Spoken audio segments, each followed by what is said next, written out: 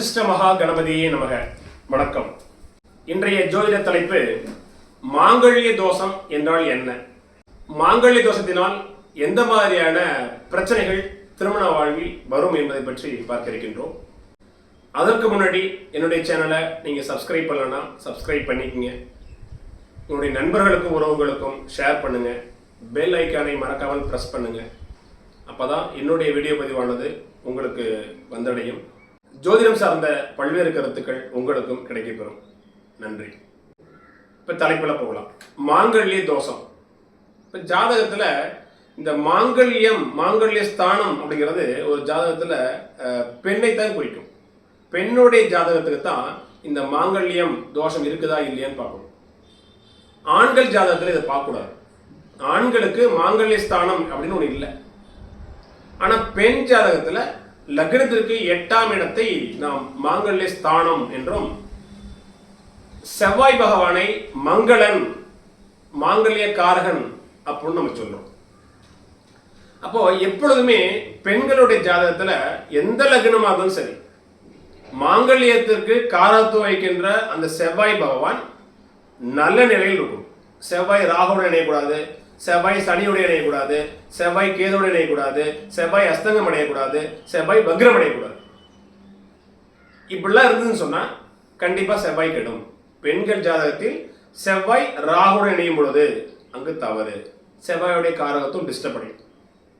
செவ்வாய் சனியுடன் இணையும் பொழுது, செவ்வாய் ஒரே டிகிரியில் சூரியனுடன் மிக நெருங்கி இணையும் பொழுது, 9 டிகிரிக்கு உள்ள போகும் பொழுது நிச்சயமாக செவ்வாய் சூரியனிடம் அஸ்தங்கமாகி தன்னுடைய காரகத்துவத்தை இழப்பார். இது ஒரு கான்செப்ட்.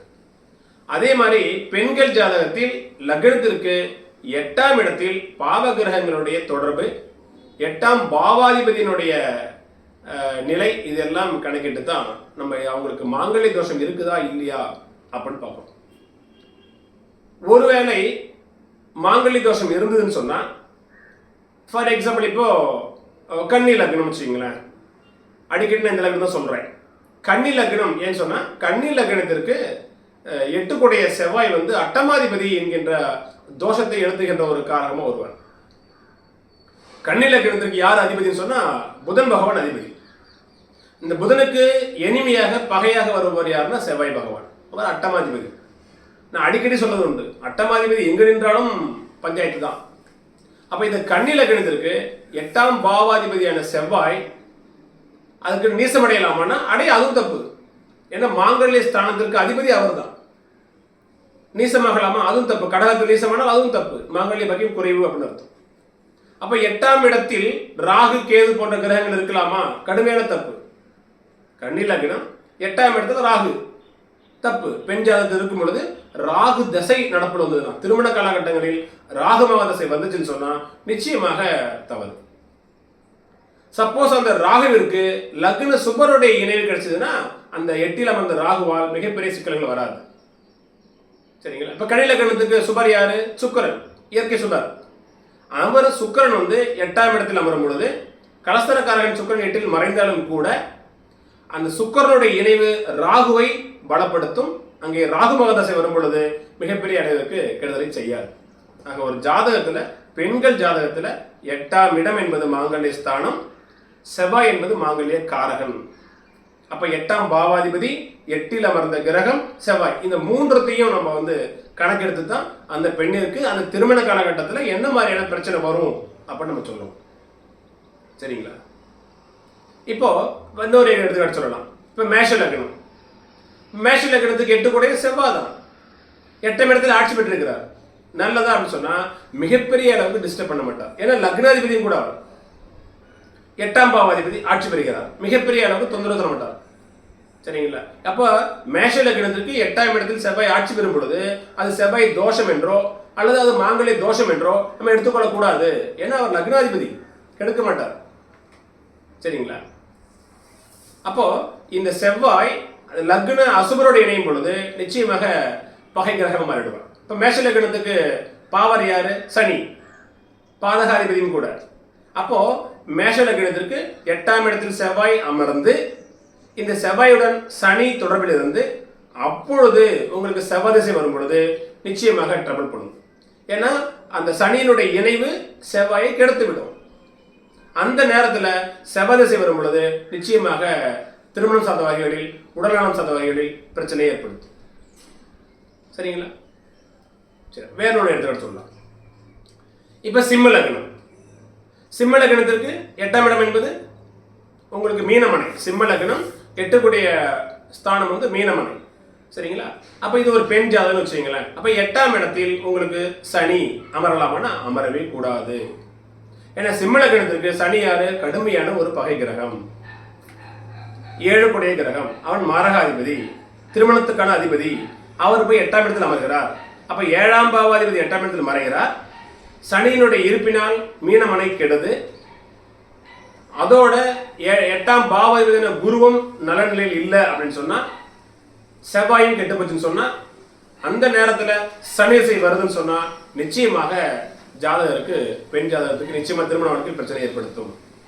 சரிங்களா? அப்ப மாங்கல்ய தோஷம் என்பது என்னன்னா, மாங்கல்ய ஸ்தானம் வலிமை அடைய வேண்டும். மாங்கல்ய ஸ்தானாதிபதியான 8ஆம் பாவாதிபதியோடு லக்ன சுபர்கள் இணைய வேண்டும். அப்படி இருந்ததுன்னா அங்கே மாங்கல்ய தோஷம் இல்லை. சரிங்களா? ஸோ அதனாலதான் பொதுவாக நம்ம என்ன சொல்லுவோம்னா, ஜாதகத்துல, பெண்கள் ஜாதகத்துல 7, 8 சுத்தமா இருக்கணும் அப்படின்னு அர்த்தம். 7, 8ஆம் இடங்கள் சுத்தமா இருக்கணும் அப்படின்னா என்ன அர்த்தம்னு சொன்னா, 7ஆம் 8ஆம் பாவாதிபதிகள் தோஷமான பாவகிரகங்களோடு இணையாமல் இருப்பார் அப்படின்னு அர்த்தம். அப்ப 7ஆம் பாவாதிபதி பாவகிரகங்களோடு இணைந்தாலோ, குறிப்பாக 8ஆம் பாவாதிபதி பாவகிரகங்களோடு இணைந்தாலோ அந்த இடம், அந்த இடத்தினுடைய ஆதிபத்தியம் கெடும் அப்படின்னு அர்த்தம். சரிங்களா? அதான் நான் முதல்ல சொன்ன மாதிரி உங்களுக்கு ஒரு பாட்டு கூட இருக்கும். சரிங்களா? இடுக திசை கூடி எங்கே நின்றாலும் இவளும் வாலிபத்தில் அமங்கலியாவாள் அப்படின்னு ஒரு ஜோதிட நூல், ஒரு பாடல் ஒன்று இருக்குது. இப்போ சூரியன் செவ்வாய், இடுக திசை கூடி எங்கே நின்றாலும் இவளும் வாலிபத்தில் அமங்கலியாவாள். சூரியனும் செவ்வாயும் இணைந்து சூரியனோட மிக நெருங்கி செவ்வாய் போகும் பொழுது செவ்வாய் அஸ்தங்கம் அடையும். அப்ப செவ்வாய் பகவான் மாங்கல்யத்திற்கு சொந்தக்காரன், மாங்கல்யத்திற்கு காரகத்துவம் வைக்கின்ற கிரகம் செவ்வாய். அவர் அஸ்தங்கம் அடையும் பொழுது செவ்வாய் தன்னுடைய ஆதிபத்தியம் காரகத்துவத்தை இழப்பார். அதனால் கணவருக்கு ஆபத்து ஏற்படும் அப்படின்னு சொல்லுவோம். அப்ப சூரியனும் செவ்வாயும் இணைந்து செவ்வாய் அங்கு அஸ்தங்கம் அடைந்து அந்த பெண்ணிற்கு செவ்வாய் மகாதசை நடைபெற்று வரும் பொழுது நிச்சயமாக அது மாங்கல்யம் சார்ந்த வகைகளில் பாதிப்புகளை ஏற்படுத்தும், கணவருடைய ஆயுளுக்கு பங்கத்தை ஏற்படுத்தும். அந்த காலகட்டத்தில் பெண்ணிற்கு செவ்வாய் தசை நடக்கின்ற காலகட்டத்தில் ஆணிற்கும் அட்டமாதிபதி தசையோ அல்லது 6ஆம் இடத்தினோட தசையோ நடந்தால் லக்னாதிபதி பலம் இல்லாத நிலையில் நிச்சயமாக அவருக்கு, கணவருக்கு கண்டத்தை ஏற்படுத்தும். சரிங்களா? ஸோ அதனால மாங்கல்ய தோஷம் அப்படிங்கிறது என்னன்னா, நான் மறுபடியும் சொல்றேன், எந்த ஒரு லக்னமா இருந்தாலும் பெண் ஜாதகத்துக்கு மட்டும்தான் குறிக்கணும் முடியும். ஆண் ஜாதகத்தில் 8ஆம் இடம் மாங்கல்ய ஸ்தானம் சொல்லக்கூடாது. ஆண்களுக்கு 7ஆம் இடமான கலஸ்தரஸ்தானம். 8ஆம் இடம் என்பது ஒவ்வொருத்தருக்குமே, ஆணா இருந்தாலும் பெண்ணா இருந்தாலும் 8ஆம் இடம் என்பது ஆயுள் ஸ்தானம்.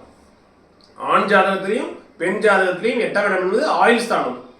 அதுல கூடுதலாக பெண்களுக்கு 8ஆம் இடத்தை மாங்கல்ய ஸ்தானம் என்றும் வைத்துக்கிறாங்க நம்மளுடைய ஞானிகள். அவர்கள் என்ன சொன்னார்களோ அதை நம்ம ஃபாலோ பண்றோம். அப்போ ஒரு லக்னத்திற்கு 8ஆம் பாவம் என்பது மாங்கல்ய ஸ்தானம். 8ஆம் பாவாதிபதி மாங்கல்ய ஸ்தானத்திற்கு அதிபதி. அப்ப 8இல் நின்ற கிரகமும் 8ஆம் பாவாதிபதி நிலை செவ்வாய், இந்த 3 கிரகத்தினுடைய நிலையை வைத்து தான் உங்களுக்கு மாங்கல்ய தோஷம் இருக்குதா இல்லையான்னு பார்ப்போம். சரிங்களா? அப்ப 7ஆம் இடத்துல செவ்வாய் இருக்குது, தப்பா அப்படின்னு சொன்னா, அந்த 7ஆம் இடத்துல செவ்வாய் நின்றாலும் 8ஆம் இடத்திலேயே செவ்வாய் நின்றாலும் அந்த செவ்வாய் தசை வரலன்னு சொன்னா நீங்க 8இல் 7இல் அமர்ந்த செவ்வாயை பத்தி கவலையை கொள்ள தேவையில்லை. சரிங்களா? நான் இன்னொரு எழுத சொல்லிக்கிறேன்.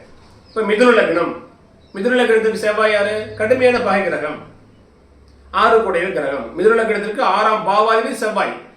இந்த செவ்வாய் 7இல் அமர்கிறார், அதாவது 6ஆம் பாவாதிபதி 8ஆம் இடத்தில் உச்சமடைகிறார். மிதுன லக்னம் 6ஆம் பாவாதிபதி செவ்வாய் 8ஆம் இடத்தில் உச்சமடைகிறார்.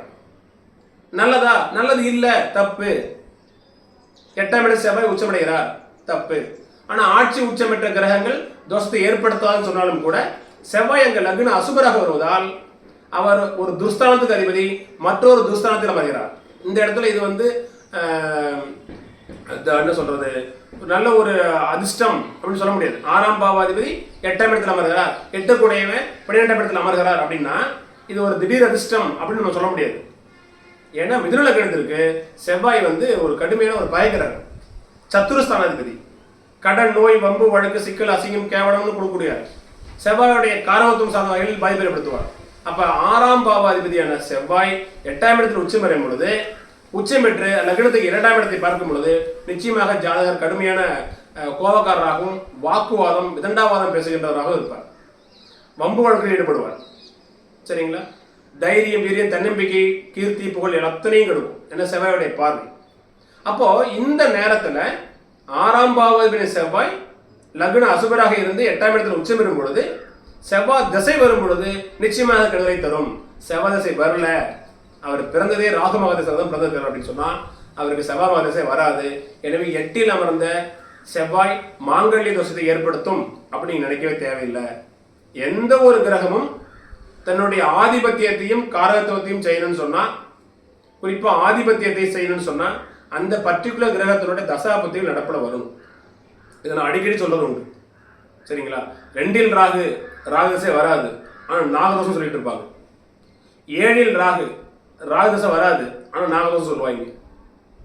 சரிங்களா? இது சந்திரனுக்கு 2 இருக்குது, சந்திரனுக்கு 8ஆம் இடத்துல இருக்குது அப்படின்னா லக்னத்திற்கோ ராசிக்கோ 2, 7இல் லக்னத்தில் 8இல் இருந்துச்சுன்னா அது நாகதோஷம் தான். ஆனா அந்த கிரகத்தினுடைய தசாபதி வருதுன்னு பாருங்க. லக்னத்தில் ராகு அமர்ந்தாலும், லக்னத்திற்கு 7இல் ராகு அமர்ந்தாலும், லக்னத்துக்கு 2இல் ராகு அமர்ந்தாலும், 8ஆம் இடத்துக்கு ராகு அமர்ந்தாலும் அது தோஷம்தான். ஆனா அந்த ராகு தன்னுடைய ஆதிபத்தியத்தை, தன்னுடைய இருப்பிடத்தினுடைய வேலையை செய்யணும்னு சொன்னா, நின்ற வீட்டினுடைய பலனை செய்யணும்னு சொன்னா அந்த கிரகத்தினுடைய தசாபுத்திகள் நடப்புல வரும். சரிங்களா? அதனால லக்னத்திற்கோ ராசிக்கோ 2, 8, 7 இந்த இடங்களில் ராகு கேதுக்கள் இருந்ததுன்னு சொன்னா நீங்க ஒன்றும் பயப்பட வேண்டாம். சரிங்களா? இதனாலே நிறைய ஜாதகங்கள் தள்ளிதறி போகுது. தலைப்பு என்னன்னு சொன்னா மாங்கல்ய தோஷம். ஸோ மாங்கல்ய காரகன் மங்களன் என்கின்ற கிரகமானது கெடாமல் இருக்கணும். செவ்வாய் வக்ரம் அடையக்கூடாது, செவ்வாய் அஸ்தங்கம் அடையக்கூடாது, செவ்வாய் சனி ராகு கேதுவுடன் இணையக்கூடாது. அப்படி இருந்து அந்த செவ்வாய் தசை நடைபெற்று வரும் பொழுது நிச்சயமாக அது மாங்கல்ய தோஷத்தை ஏற்படுத்தும். ஒரு வகையில 8ஆம் பாவாதிபதியினுடைய நிலையும் நல்ல நிலையில் இருக்கணும். 8ஆம் இடத்திலும் பாவகிரகங்கள் இருக்கக்கூடாது. 8ஆம் இடத்தில் பாவகங்கள் நின்று அந்த கிரகத்தினுடைய தசாபதி வரும் பொழுது நிச்சயமாக பெண்களுக்கு தொந்தரவுகளை ஏற்படுத்தும். ஸோ இதுதான் மாங்கல்ய தோஷம். ஸோ மாங்கல்ய தோஷம் உள்ளவர்கள் என்ன பண்ணணும்னு சொன்னால் அந்த வைத்தீஸ்வரன் கோயில் போன்ற செவ்வாய் ஸ்தலங்களுக்கு போயிட்டு செவ்வாய் தோஷ பரிகாரங்கள் செய்வது நல்லது. ஏன்னா உங்களுக்கு செவ்வாய் ஜாதகத்தில் கெட்டிருந்தால், செவ்வாய் ராகுவுடனோ சனியுடனோ இணைந்து கெட்டிருந்தாலோ அல்லது சூரியனுடன் மிக நெருங்கி போயிட்டு செவ்வாய் அஸ்தங்கம் அடைந்திருந்தாலோ அந்த செவ்வாய் திசை நடப்பில் வருகின்ற காலகட்டத்தில் செவ்வாய் எந்த நட்சத்திர சாரத்தில் அமர்கிறதோ அந்த நட்சத்திரத்தை அன்று செவ்வாய் ஸ்தலத்திற்கு போயிட்டு அல்லது நவகிரகங்களில் செவ்வாய்க்கு போயிட்டு அர்ச்சனை செய்து தீபமேற்று வழிபடுவது நல்லது. முருகப் பெருமானை வழிபடுவதும் நல்லது. சரிங்களா? ஸோ மற்றும் ஒரு புதிய தலைப்புடன் உங்களை சந்திக்கின்றேன்.